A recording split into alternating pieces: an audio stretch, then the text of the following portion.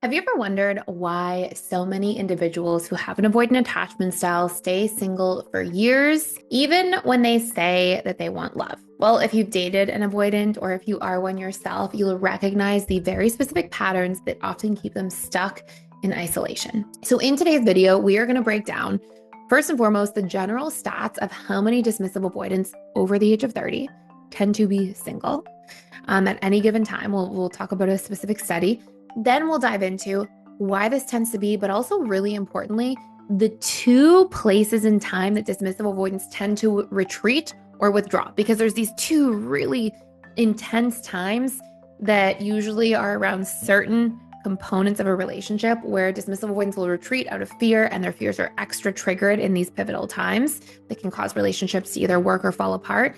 And then we will dive into the 5 core reasons dismissive avoidants often sabotage relationships, may stay single, and what you can do if you're on the receiving end.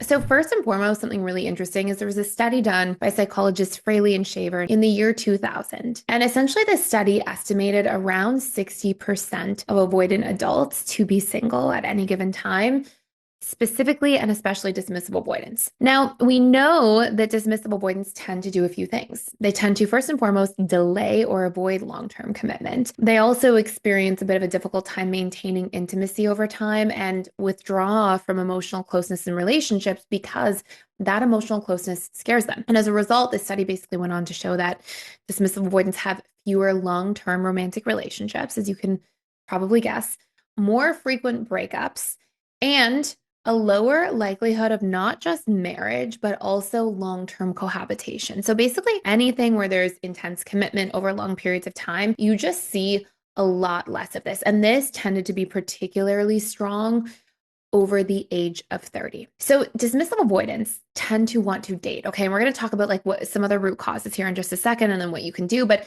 dismissive avoidants, a lot of times they like to date. They like to connect with people. A lot of them spend a lot of time, quite solo or on their own or really carving out a lot of freedom and independence in their own lives. But they'll date. And then as soon as things start to get too serious, that's usually when they start to attach, and then their attachment style comes online. And they often will start to leave a situation or avoid or just feel overwhelmed with fear of being trapped or engulfed, or really the fear of getting too close and then being seen as defective or being judged by their partner.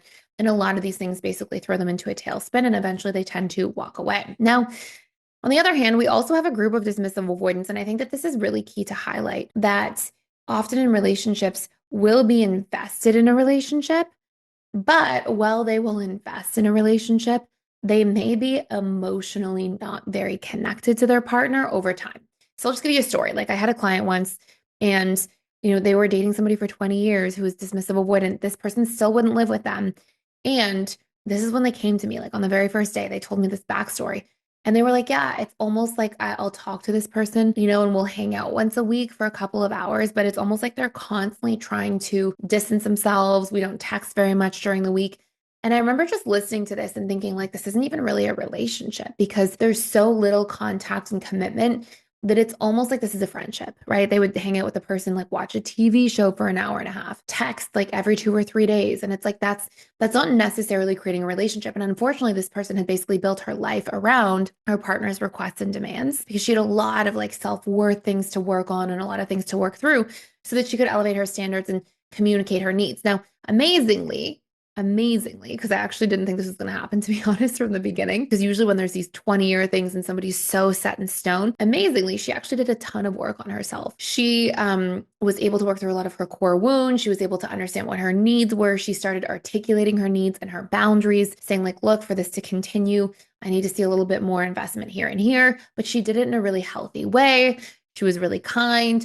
She learned to communicate better so she could get heard. And actually, over time, this person showed up and started to become more secure with her and eventually really improved from his side of the relationship, which was wonderful.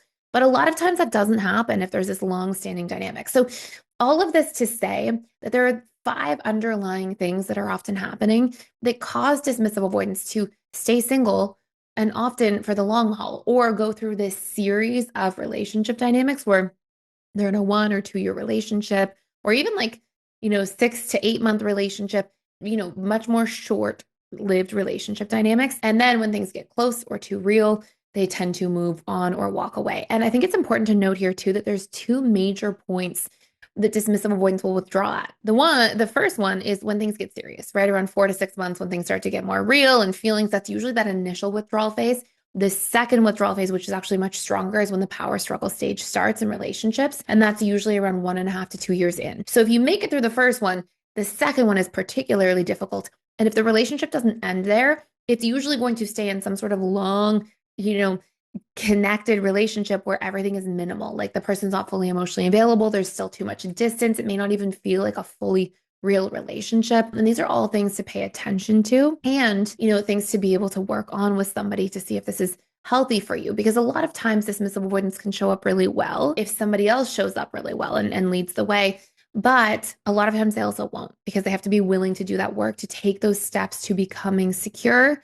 And if it doesn't happen, then there's obviously going to be some pretty serious limitations. So here's 5 underlying points that cause dismissive avoidance to sabotage connection and long-term relationships. Number 1, intimacy feels threatening, not comforting or connecting. Now, this happens once they really attach. In the early stages, that first 3-4 months, usually everything's pretty easy. And that's where you get that initial first withdrawal period around 4 to 6 months in. And then when there's even more commitment or closeness, around 1.5 to 2 years, it just really goes off the rails a lot of times in terms of how much the dismissive avoidant can withdraw. Now, I do want to say something on this point, very specific. There are also a lot of dismissive avoidants that show up and do the work. There really are. And when they show up and do the work, they move towards secure attachment and then they don't withdraw and retreat so much. Then they can actually be available for a relationship. Then they show up in healthier ways. They're more vulnerable and the needle can move. But just like with any attachment style, it will depend on, is this person doing that work? Okay. Number 2, hyper independence becomes a lifestyle. Like for a lot of dismissive avoidance, once you've been independent for a long time, a lot of times it feels strange to change, right? A lot of people get in the comfort of what it means to be alone. And, a lot of dismissive avoidance report, hey, I'm really feeling self-sufficient. I like my own time. But sometimes self-sufficiency is actually a mask for fears of relying on people, fears of being seen or known, and a lot of fears that are designed to stop intimacy from happening. Number 3, dismissive avoidants often idealize the perfect partner. And I think we should always get along in this ideal way. Everything should be 100% harmonious. And they flaw find from this place of fear, which is actually usually a representation of just their childhood and them not feeling like they got needs met in their close attachment relationships from parents growing up. And so they project that, okay, I'm not going to get my needs met here. That didn't feel good as a kid. I don't want to repeat that cycle. Now, by the way, if you want to learn to work through your patterns as an avoidant or work through your patterns as an anxious person so that you can heal the relationship from your end, or if somebody's not showing up, at least heal your standards, right? And expect more. There is a whole course that you can check out fully for free for a limited time for every attachment style. Their roadmap to being loved and giving love, and your roadmap to healing your attachment style. And these are the courses. You can search them in your dashboard. Anxious attachment style will show up on your course platform, or dismissive avoidant, depending on which one you're trying to learn more about and get to know the healing and the roadmap to loving and connecting with them. So if you want to do that, you can actually click this link below. And before I get to the next couple points here, which are really important, you can click the link below if you want to check it out further. And it's a spin to win. So you can actually check it out and you'll be able to win like a free membership or be able to win a 14-day free trial or a 7-day free trial plus a free course for life that you get to keep. So there's different cool options on there. It's just a fun thing that we're doing for a limited time. So you can check that out. But let's get back to it. And then the last 2 are low emotional bandwidth and push-pull dynamics that then reinforce aloneness, right? So if somebody has a low emotional bandwidth, they're not able to connect to their own emotions and have conversations that are emotionally available. That's going to translate into the overall health and well-being of a relationship. And if there's a lot of push-pull dynamics, that's going to cause a lot of friction, and eventually relationships are likely to fall apart because the wheels are coming off. What do you do if you're interested in an avoidant and you're on the receiving end of this? Well, what you do is you decide what your needs and standards are as a person for a healthy relationship first. Then you do the work from your end to see, hey, if I show up with the best tools possible in the best way possible, does this person meet me? So for example, if I learn to positively frame my needs, instead of saying, you don't care about me, you don't spend enough time with me, if I learn to say, hey, I'm feeling disconnected, I'd love for us to spend more time together. let's go to a movie together on Saturday, or let's go for dinner on Sunday. And you give specifics. If you learn to communicate better, does the person rise to the occasion, right? And when you know your needs and know how to communicate and are less triggered so you can communicate in a more regulated way, a lot of times the needle will move. But if it doesn't, that is very telling, right? Because if you're doing everything right, I always say we're each 100% responsible for our 50% of the relationship. And so if you're doing everything right and you're 50% and the other person doesn't increase in their 50%, well, now you have to ask yourself, is this the right relationship for me? And if it's not, you have to be able to walk away from that if you're not happy, because that won't be healthy long term.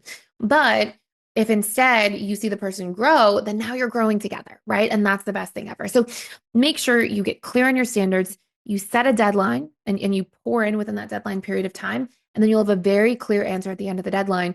Is it time to keep investing because we're growing together, or is it time to walk away? And if the answer is it's time to walk away, you'll do so guilt and regret free. Or your best case scenario is you're really growing together for the long haul. So hopefully that all makes sense. If you have more questions about this, let me know in the comments down below. Thank you so much for stopping by and for watching. Please like, share, and subscribe if you enjoyed this video, and I will see you next time.